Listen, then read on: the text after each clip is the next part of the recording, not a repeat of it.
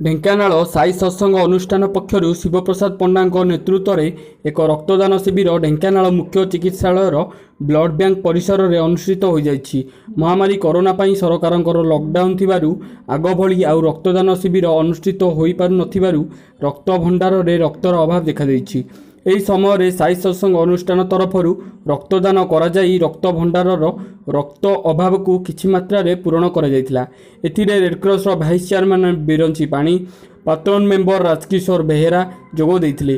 ରକ୍ତ ଭଣ୍ଡାରର ପ୍ରେମାନନ୍ଦ ପଣ୍ଡା, ରାଜେନ୍ଦ୍ର କୁମାର ମଲ୍ଲିକ, ସୌଭାଗ୍ୟ ରଞ୍ଜନ ମିଶ୍ର, ବରୁଣ କୁମାର ସାହୁ ରକ୍ତ ସଂଗ୍ରହ କରିବାରେ ସହଯୋଗ କରିଥିଲେ। ଅନୁଷ୍ଠାନର ଅମରେନ୍ଦ୍ର ଖୁଣ୍ଟିଆ, ସରୋଜ ସାହୁ, ରଘୁନନ୍ଦନ ସାହୁ, ରତିକାନ୍ତ ସେଠୀ, ନବଘନ ବିଶ୍ୱାଳ, ପାର୍ଥସାରଥୀ ମିଶ୍ର ଓ ମନୋରଞ୍ଜନ ବେହେରା ପ୍ରମୁଖ ସହଯୋଗ କରିଥିଲେ।